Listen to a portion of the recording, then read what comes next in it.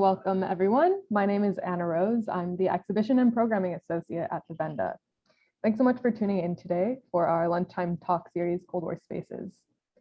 I'd like to welcome our guest, Karin Bijsterveld, who will be speaking about the topic audio space, voice identification, and the Stasi. She's professor of science, technology, and modern culture at Maastricht University. She's author of Mechanical Sound, Technology, Culture, and Public Problems of Noise in the 20th Century, and co-editor of Sound Souvenirs, Audio Technologies, Memory and Cultural Practices, and co-editor of the Oxford Handbook of Sound Studies. She's edited Soundscapes of the Urban Past, Stage Sound as Mediated Cultural Heritage, and a special issue on auditory history for the Public Historian, and is co-author of Sound and Safe, A History of Listening Behind the Wheel. In 2019, she published an open access publication about the history of listening in the sciences called Sonic Skills, Listening for Knowledge in Science, Medicine, and Engineering. Also, her recently published article, Slicing Sound, Speaker Identification and Sonic Skills at the Stasi, 1966 to 1989, is also open access for a limited amount of time. I'll be sending out the link to that article in a follow-up email for further reading. Today's program will be about a 30-minute conversation between Karin and Segal, the Wende's Chief Curator and Director of Programming. After that, we'll leave about 15 minutes for Q&A, so please get your questions ready to put in the Q&A box during that time. And as always, we appreciate everyone's questions, but please keep them short and concise. And for other comments or discussion between the audience, please use the chat box. And as we're getting started, feel free to say hi and what city you're tuning in from. And a quick reminder to switch the blue box on the chat to attendees and panelists so that everyone can see your messages. We'll be posting the recording of this program on our Vimeo page and also in podcast format on our SoundCloud. Lastly, I'd like to thank Susan Horwitz and Rick Feldman for generously supporting discussion series at the Wende and our virtual programs. And now I'll pass it off to you to get started with the conversation. Thank you. Okay, thank you very much, Anna Rose, for this introduction, but also for the great pronunciation of the Dutch name Baisterfeld. And Karin, welcome to Cold War Spaces. Welcome to the series. Good to have you. Yeah. So in one of the first interviews of this series, I spoke with Dagmar Hoverstedt, the press speaker of the Stasi Records Agency.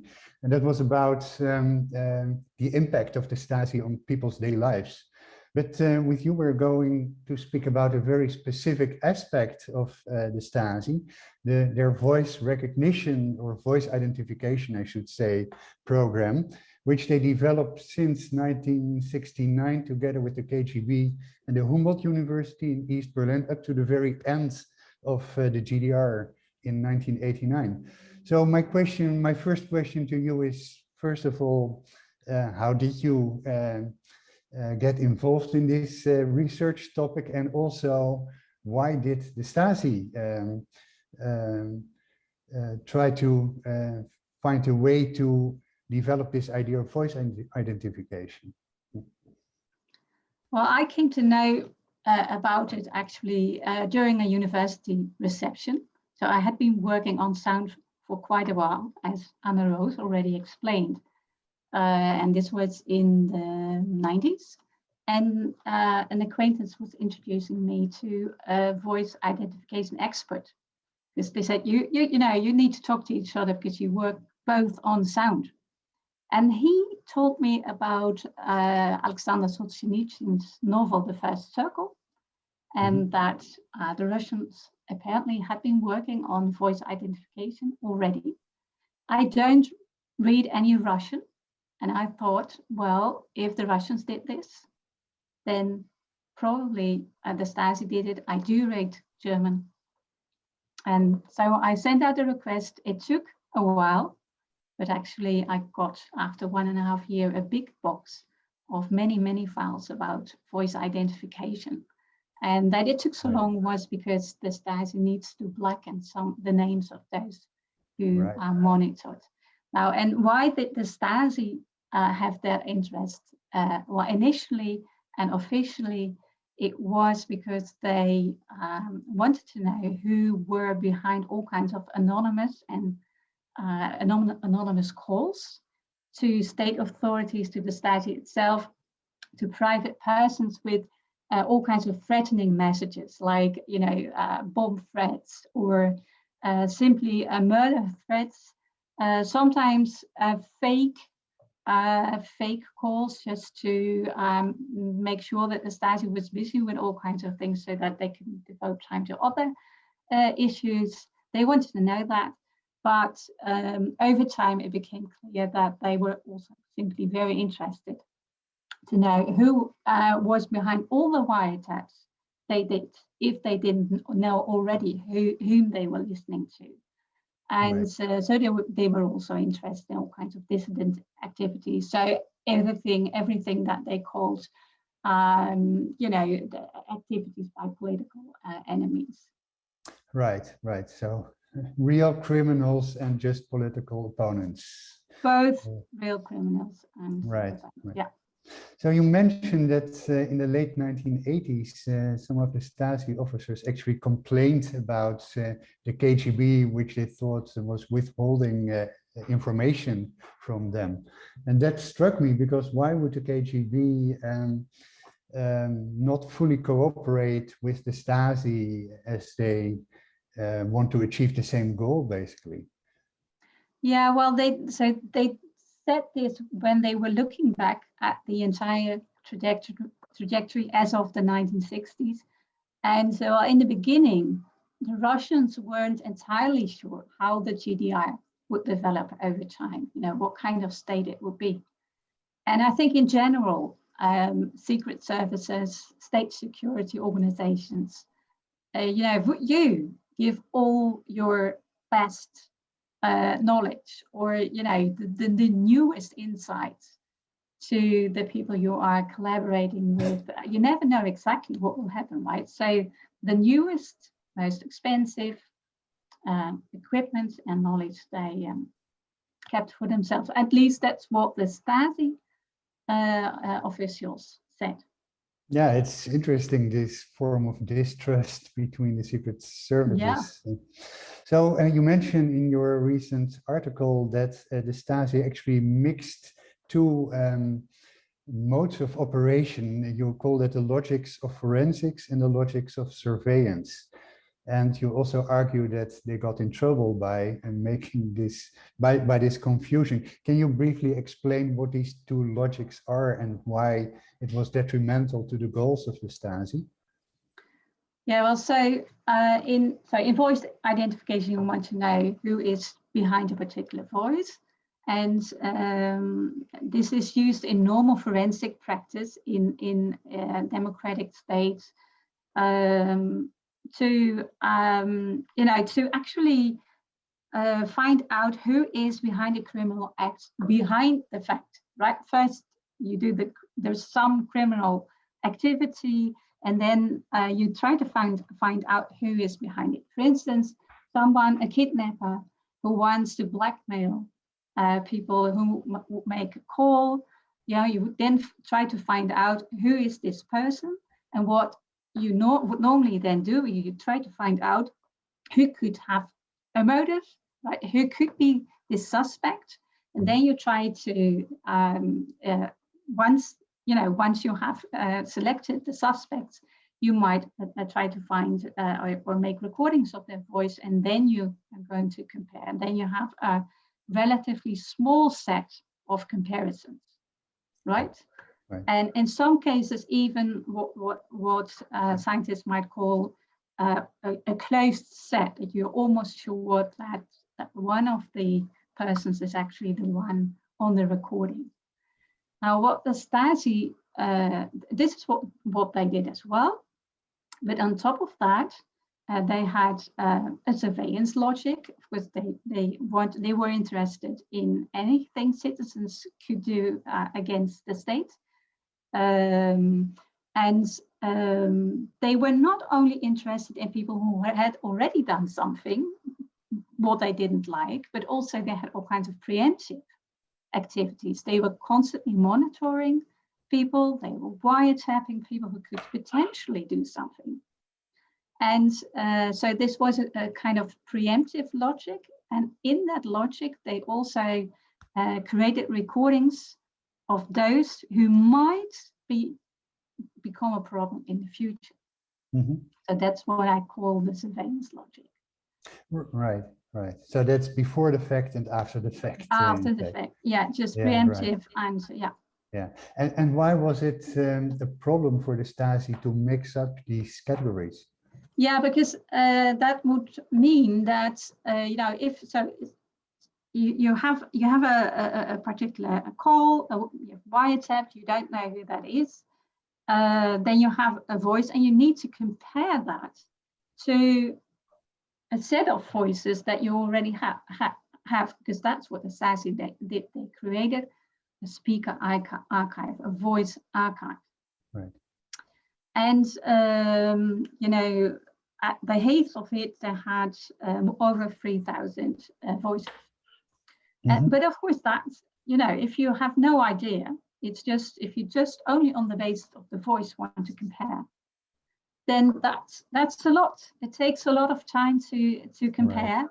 And we will talk about how they exactly describe those voices, the technologies they use. But of course, that's called an open set. It's, you know, it's an enormous set, and that just takes a lot of time.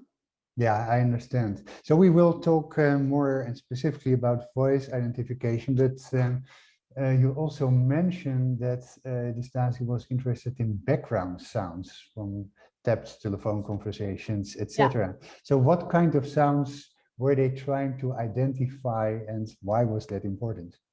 Well, they tried to find out more about the location if they didn't know that. And for instance, from calls from public telephone booths, that was before they had a sort of number recognition. And so then it was about, do I hear a train station? Do I hear a particular factory? And Stasi officials, not only in Berlin, but also in other cities, were taught to listen to the soundscapes of their own urban environments, their own environments, just to be able to recognize where someone would make the phone call. It sounds a little bit to me like a popular detective series on television or so. Was that actually successful, that program of sound recognition, or was that more an idea? Well, you mean the entire voice identification? No, I mean the background sounds. So were they actually able No, well, to... it was really difficult. So one of the sources that I found were courses in which Stasi officials were actually educated to do all this, the voice recognition and the background sounds. And they complained about how difficult that was. Right. So that was before the courses started. They had to explain what kind of difficulties they experienced, and this was one of those things. Right, I see. Yeah. So the Stasi used different approaches towards voice identification. You already mentioned the voice database, but another one was the analysis of or the mechanical spectral analysis, visualization of voices. And can you briefly explain for non-specialists like I am, for instance, what that is and how that works? Well, that's what it all started with. So they hoped actually by mechanically visualizing sound, you could automatically identify a voice, and that was done through spectrograms. And in a spectrogram, you so if I would say a word like he, then you have half a second of sound, and the spectrogram visualizes this by showing the frequency range, what we in normal language would say pitch, and the loudness, the sound intensity, the volume. Right. And that's what you see in shades of gray. So if it's really black, then it's loud, and if it's just very thin gray, then it's softer. Okay, could you say that is that would be the audio counterpart of fingerprints? That was the idea. So that's why they called it, or used the word voice print. So the hope was that a voice would be so unique that if you would make a spectrogram and would compare that to, if you would have another audio recording of the same voice, and you would make a spectrogram that you could immediately see that it was the same voice. Right. That was the idea behind it. I see. And you say the hope was, which indicates that there were issues. Can you say something about those issues? Yeah, well, several ones. One is simply the audio equipment. You can, if you have audio equipment that only shows this frequency range and another one that does this, then it's very difficult to compare, of course. And then you have the problem that people, that their voice might develop over time. That they sound differently in different languages. If I speak now, English with you, or we would speak in Dutch, that would really sound differently. Right.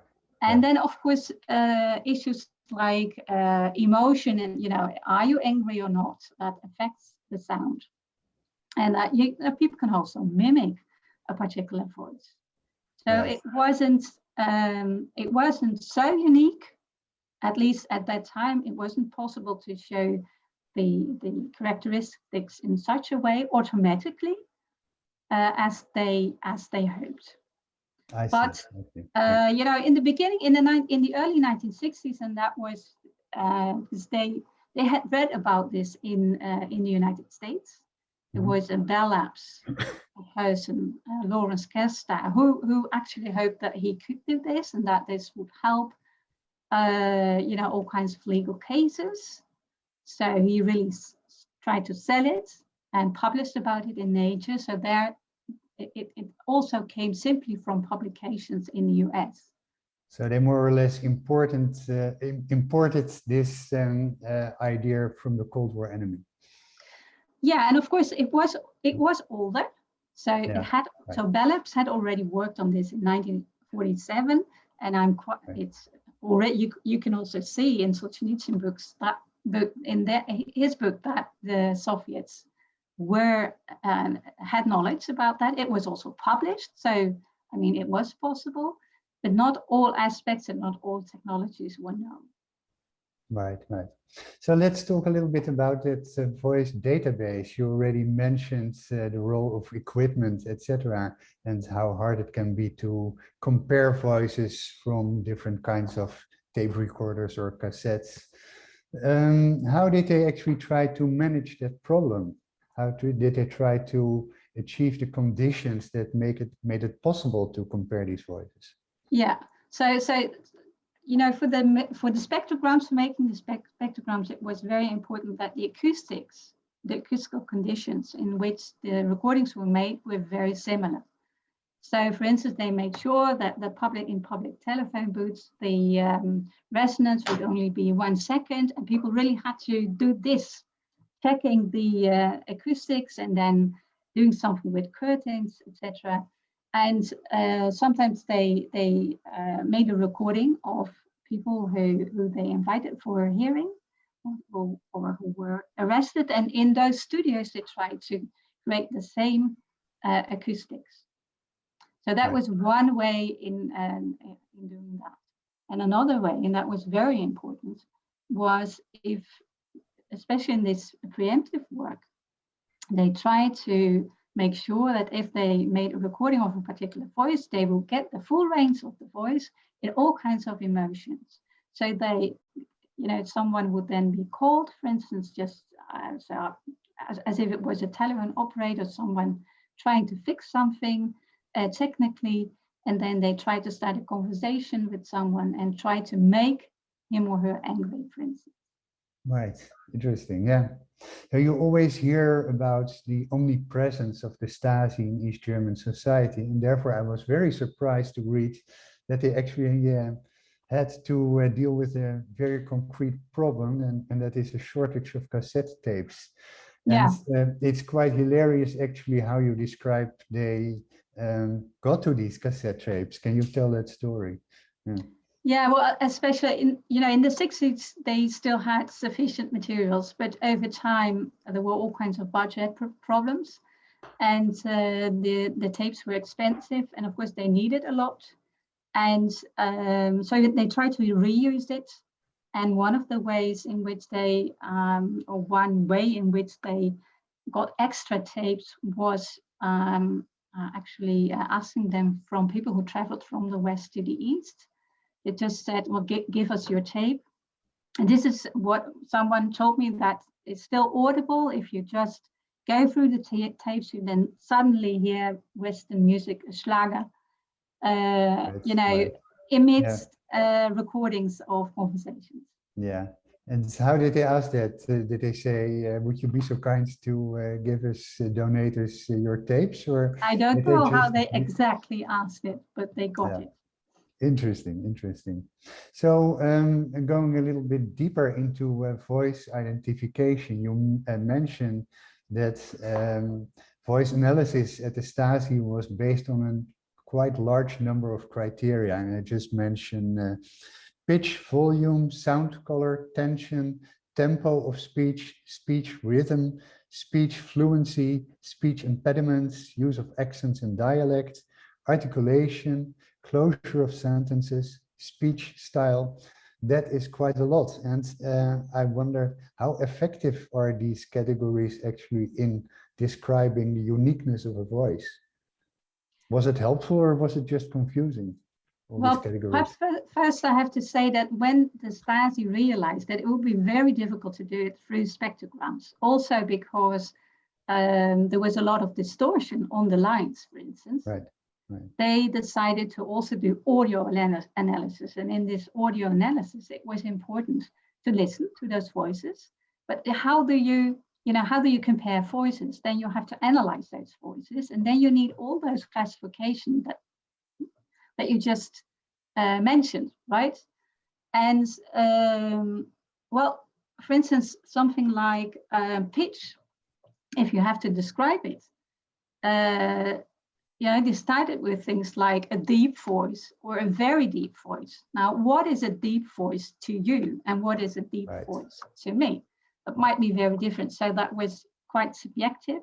And over time, they tried to objectify these by working with all kinds of oppositions, and then people had to score that on a range between those oppositions.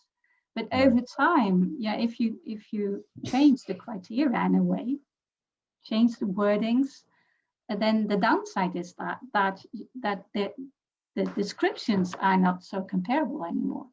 There's less consistency, and that was one of the issues. Yeah, I was quite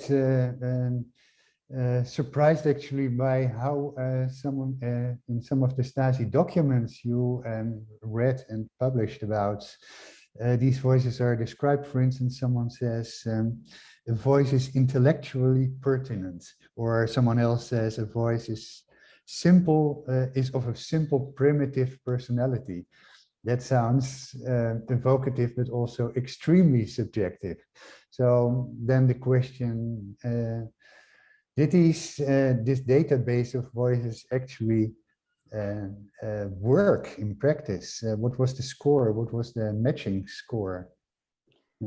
Yeah, well, there are two measures important, and one is how many people do you actually identify from all the people that you would like to identify, and that was about 20% in by the end of the 1970s, which they didn't consider high enough. Right. And that was one thing. And then of course you have the matching. So how often do you really find a match? Because knowing whom it is can also come, the knowledge of that can also come from other sources, of course.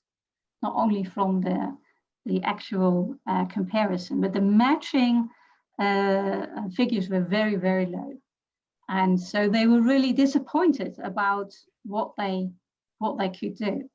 So what they decided was actually going to work a bit more in the forensic style.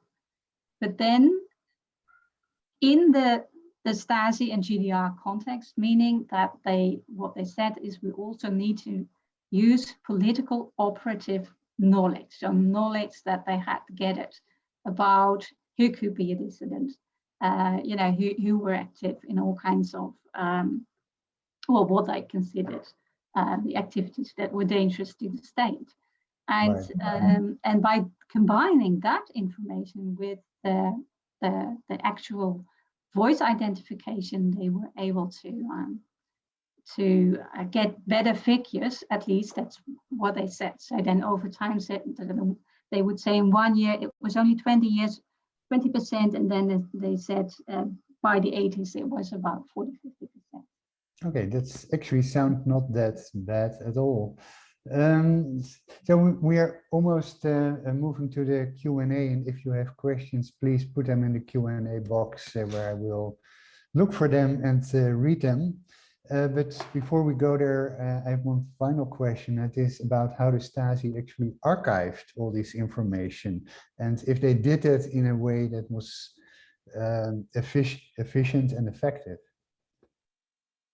Well, they made transcriptions, and then they made an analysis in the way you just explained yourself with all those categories. But if as soon as there was a particular person that they looked after, then you had this problem of saying, okay, this is a male, he's about 40 or more, he speaks Saxon dialect, etc. Then you had to look in the archive whether you could find it. Then you had many options, and also one of the problems was that there were all kinds of insecurities. You might think that it is an older person, but they might not know that exactly. And and often they would then in the beginning, at least, in saying, look for this and this person, they might show more solid information than they actually had. So there were more insecurities than they might actually show. And then you might find the wrong person. Right. So that was one of the difficulties, and this is not that was not specific to the Stasi. It's at that time it was in general a more a difficult issue to get to. But if you get a lot of preemptive information as well, then you get a very large set, and the computer technology was not that developed yet at that moment. No, but was all the information centralized, or because that seems important as well? Was it well, all that happened over time.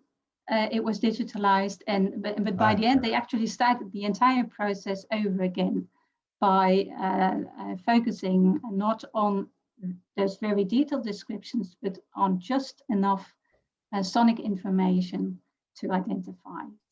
Okay, that was completely different. But then they had to start all over again, also the archive.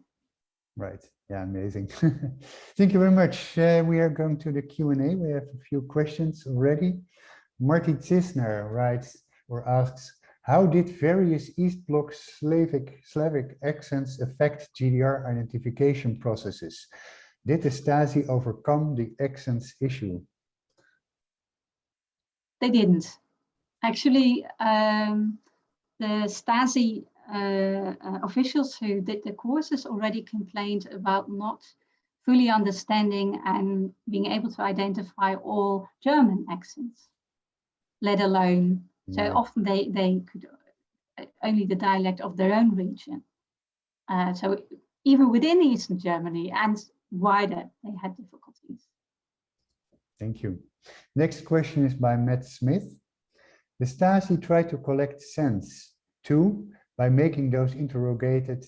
The Stasi tried to collect sense too by making those interrogated sit on their hands and then collecting the sense from the chair. Was there any attempt at coordination between intelligence from collecting or analyzing voices and intelligence from collecting sense or pictures, etc.? Well, I think that all those kinds of sensory information, the kind of science behind that was often similar. So, also identifying faces, identifying smell. It was all based on trying to objectify the description, right, and then finding the right entries for comparison. So in that sense, it was the same system, and it also came So not only did they get information from the KGB, but also the Humboldt University, the criminology department. And there, of course, the people with those kinds of expertise did talk to each other. Yeah. So they did actually also combine this information. So if you have information based on scent, on images, and on audio, was that sometimes compared? Well, I didn't find, but perhaps I didn't look well enough. I didn't find much information on that, because each expert was asked to give, his or her view, or usually Right. his view on it, and that was collected. And then how that was combined is something. Well, at the moment, I wouldn't be able to say. Actually, my impression is that it wasn't combined that much, but I have to be careful here. What I do know, and also described in the article, is that by the end of the 1980s, it became clear that there were 3 voice archives at different departments, using some of the same techniques, but also there were also slight differences. And also when they tried to combine that information or try to collaborate, all kinds of new issues came along. It was really, really difficult to combine that information. It also became clear that they sometimes had been after the same people without knowing that from each other. Okay. Yes, we have no other questions at this moment. So let me ask you something else, because one of the observations. I see a question coming in. Yeah, okay. I'll ask my question first, and then we go to the next one. Yeah, we have still time. So one of the observations in your article is that despite this huge surveillance apparatus, the Stasi actually didn't know that much about its citizens. And what did they not know about them, and how do you explain that paradox? Well, it's not that they didn't know. They knew a lot, but the part of the government was nevertheless surprised about the extent of the discontent among the citizens. And Jens Giesecke, that's a Stasi historian, he has written about it, and he said we often say that there was a sort of data overload. He says there was data overload, but actually in general they managed. However, when the information was circulated, this was distributed up to the top, then everything was reduced to this is foreign sabotage, rather than the citizens themselves are really not happy in the socialist system. Right. So that's his explanation. Another potential explanation, and that's provided by Kowalczuk, Ilko Sasha Kowalczuk, and he says, well, sometimes the Stasi was actually doing data boasting. So they were boasting on what they did, but they may have done less. And he has checked that for postal surveillance, and he calls that approach Stasi concrete. And he shows that if you really check, how many letters they said they were reading and what the number of persons in charge could do within an hour, and you count that, then you simply, you don't get there. It's just people can't. And also in the reports on those courses, or at least what the Stasi officials said, they said all the time, this takes so much time to do the recording, to do the bringing it home, making sure that everything works, make the transcriptions, then compare. When do we have to do this? And also they constantly complained about cracks on the line, that they couldn't hear it, that they couldn't understand what was said, etc. So against that kind of information, you also show that, or you see, or you have reason to believe that indeed there may have been data boasting, at least at particular levels. And also in the reports, the rhetorics is always, last year we only had 20%, but this year we have 30%, or 40 or 50. So it was always, this year was also always better than last year. Yeah, right. So right. So that you might not sure how reliable that is. Yeah, I get it. Thank you. So the next question is by Roos Dosti. Do you know if the Stasi extended its reach to Albania during Enver Hoxha's regime or beyond? I don't know. Yeah. I don't know. I mean, Albania had its own very intriguing ways of checking on sound, so to say. And there's a young researcher who has actually done research in the music archives of Albania. And there is now a very interesting pop music archive in Albania. And some of the music was forbidden only because of particular sounds like spitting, etc. So they had, but that's more on music censorship.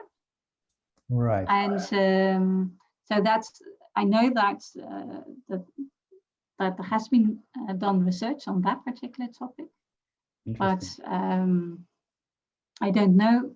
I do not know what the Stasi did in Albania itself, and or what they did in terms of voice identification. What did happen is that they sometimes were sent files from. So there was some collaboration across the East Bloc. There were visits, and in case this one case I know of a Stasi agent who wanted to flee to the west through Sofia, Bulgaria. And when he made his call, that sound file was immediately sent to Berlin. And was he found out? Because you can imagine a Stasi officer in Sofia or in Bulgaria, that should be easy to find. No, that was one of those examples that I start the opening the article with and end with it. The person wasn't found. All the Stasi agents that had been there returned. And so they didn't know in the end whom it was. That's so interesting, yeah. Karin, I have another question for you.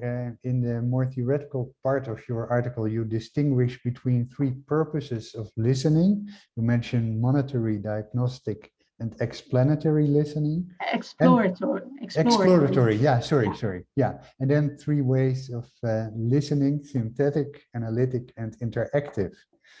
Could you describe what you mean by those categories? Yeah, so that comes from our research on sonic skills in the sciences. And monitory listening is listening whether something is wrong. Diagnostic listening is trying to understand what is wrong. For instance, when a doctor listens with a stethoscope to a patient's body. And exploratory is listening for something you don't know what that could be. For instance, when ornithologists just go out and try to, they hope they find an interesting new bird, but they have no idea whether that bird is there or not. And those ways of listening, synthetic listening is listening to the entire sound, everything you can hear at the same time, more or less holistically. Analytically is focusing on one particular element. The Stasi did both because they were interested in the overall message, of course, but also in these voice characteristics. Interactive sound is making sure that you make a sound yourself or intervene in the sound in order to find out more about the objects that you study. For instance, that ornithologists also do that when they go to the wood and then they would play a sound, of a bird, and then another bird, a fake bird, and then a bird responds. That's interactive. I see, sound. And how did that reflect on the Stasi? Yeah, that's it. Yeah. Well, yeah, that's quite theoretical. But if you look at the sciences overall, then you don't find the monitory interactive mode, so that combination very often. Just the example I gave is exploratory, actually, but monitory interactive is very uncommon in the sciences, but not at the Stasi. And they needed that mode because of this combination of this, forensic and surveillance mode or logic. Right. Thank you. I found another question under the chat from Nick Antonio. He writes, thanks, this is great. How big were the Stasi teams doing this? And do we know what pressure they were under to deliver? Yeah, that's a very good question, because it wasn't much. In the end, it was that they talked about 8 people, but then for all the departments together, 8 people who would actually do the analytic work. And then, of course, you also had people doing the technology, right? So that was the OTS department, and but that was about it. So and the identification work by the Humboldt was actually done by one person. So but yeah. So it's really, it wasn't a big group, and you can also imagine, of course, that you needed very specific expertise to do that. Yeah, for sure. And can you say anything about the pressure on these Stasi specialists? You already mentioned that they had to follow up with their achievements, and every year the number went up. But do you know anything about those conditions?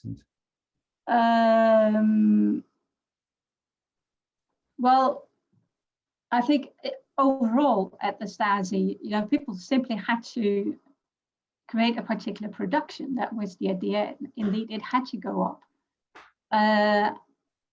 It's also, so I've seen some diaries, sort of logbooks actually, and then you can see that people work for quite a long time at a particular case. There are specifications of the number of hours that it would take. So you could, if I remember correctly, it was actually analyzing took hours, many hours. I think it was 8 hours per transcript, and and sometimes people had to respond quite fast. Of course, it was sent to them, and then. In case of the Stasi, that Stasi agent who tried to flee, that was done in days. And in case of the Humboldt doing work, but what I've seen, it was weeks. I see. Okay. But yeah, I mean, that's the kind of information that's usually difficult to. So when they looked back, they sometimes disclose that kind of information, but it's difficult to see that in the logbooks what they did exactly at what moment. No, I understand for sure. Yeah. So maybe, Karin, let's end with a more general question. Soundscapes are not that often used by historians. And what do you think can historians gain by being more attentive to the history of sounds in general? Yeah, well, that depends, of course, on the specific subject. In general, I think we can simply learn more about how people experienced life in the past. A famous example is the work on bells. Bells in towers, in churches. There was a complete sound system that we've lost. We don't understand anymore, but that was very important for people at the time to understand all kinds of messages, communications, religious ones, but also on everyday life. Mm-hmm. Sometimes also it's giving attention to sound solves issue that you don't understand. For instance, when I was studying the history of noise, it was difficult to understand also for me why it took so much time before people were using earplugs in the industry in the West. And I found out that actually, listening to machines was very informative to operators. If something goes wrong, then they would hear it perhaps earlier than that they would see it. And so the rhythm of the machines and attending to that was very important for them. So why then you don't want to use earplugs. And also being able to, or showing off that you're able to stand a lot of noise was also a sign of masculinity. Well, that kind of things, that kind of information that you, solving puzzles sometimes that you may not solve when you don't know how important sound is to people as a source of information. So that's a very practical example, and well, for different fields, and different questions, there are also different answers to give them. Fantastic. Well, thank you so much, Karin. This was a wonderful conversation. I learned a lot. Great to have you in the series. You're welcome. Thank you. So this Cold War Spaces series has become bi-weekly because of the reopening of the Wende Museum. In 2 weeks from now, July 14th, my next guest is Jan Wolf Monhart. He's a German journalist, and he recently published the book The Zookeeper's War, which is about the Cold War competition between the zoos of East Berlin and West Berlin. A highly entertaining book, and I look forward to speaking with him in the next interview. Hope to see you there, and bye-bye.